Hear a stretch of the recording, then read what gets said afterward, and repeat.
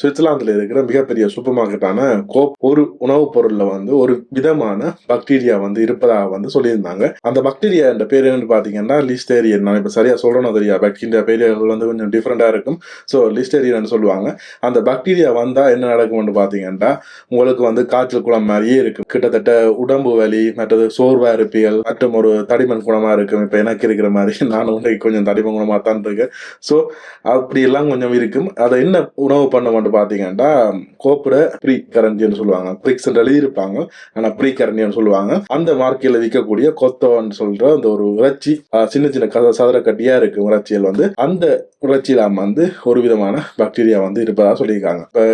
எப்ப வரைக்கும் வித்திருக்காங்கன்னு பாத்தீங்கன்னா கடையில 10ஆம் தேதி 3ஆம் மாசத்துல இருந்து 14ஆம் தேதி 3ஆம் மாதம், அதாவது இந்த வருடம் அது வரைக்கும் தான். அதாவது கிட்டத்தட்ட பாத்தீங்கன்னா ஒரு 4 நாட்கள் வந்து அது விற்பனை ஆயிருக்குது. அதை வந்து நீங்க மாறியோ நீங்க வாங்கியிருந்தா கடையில வந்து திருப்பி கொடுக்கலாம்னு சொல்லி அந்த அரசாங்கமும் அறிவித்திருக்கு. அதே நேரம் கோப்பும் வந்து அதை அறிவித்திருக்கிறார்கள்.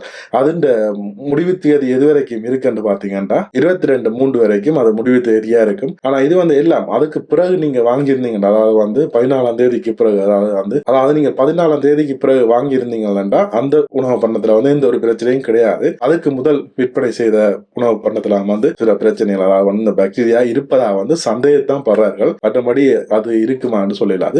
பாத்தீங்கன்னா நான் திரும்பவும் சொல்றேன் என்னன்னு பாத்தீங்கன்னா, இந்த காலாவதி, அதாவது வந்து 25/3/2025 காலாவதியான டேட் இருக்கிற இந்த பட்ச் ப்ராடக்ட் மட்டும்தான் வந்து பிரச்சனைக்குரியதாக இருப்பதாகவும், மற்ற எல்லாம் வந்து ஓகே இருப்பதாகவும் வந்து அறிவிச்சிருக்காங்க. சோ நீங்க மாறிக்கீறி அதை வந்து புரிந்து கொண்டு எல்லாத்தையும் கொண்டா திருப்பி ரிட்டர்ன் பண்ண தேவையில்லை. ப்ரீ கேரண்டி கொத்தோ விர்ஃபலி என்று இருக்கு. டொச்சில் வந்து அப்படி இருக்கு. பிரெஞ்சு கத்தோட சேர்ந்தவங்க வந்து அதை உங்களோட படத்தை பார்த்து நீங்க தெரிஞ்சு கொள்ளுங்க அது என்ன சாமான்னு. நான் அதில் படத்தெல்லாம் வந்து இதுல போட்டு காட்டுறேன். மற்றது வந்து இது வந்து நியூஸா தான் வெளியிட்டது அவங்க. அதே நேரம் வந்து கவர்மெண்ட்டும் வந்து வெளியிட்டிருந்தது. அதைத்தான் வந்து நான் எங்களோட தமிழ் மக்களும் அறிய தரணும்னு சொல்லிட்டு நானும் அதை ரிலீஸ் பண்ணேன். ஸோ இப்படியான தகவல் வந்து உங்களுக்கு பிடிச்சிருந்தா உங்களோட சப்போர்ட்டை வந்து கண்டிப்பா தெரிவிங்க. அதை வந்து எப்படி தெரிவிக்கிறேன்னு பாத்தீங்கன்னா எங்களோட வீடியோவை லைக் பண்ணிட்டு சப்ஸ்கிரைப் பண்ணிட்டு உங்களோட நண்பர்களுக்கும் பகிர்ந்து கொள்ளுங்க. அப்பதான் வந்து நீங்களோட சப்போர்ட் வந்து முழுசா வந்து எங்களுக்கு சேரும். உங்களிடமிருந்து விடைபெற்றுக் கொள்வது உங்கள் தனோஜ். நன்றி, வணக்கம்.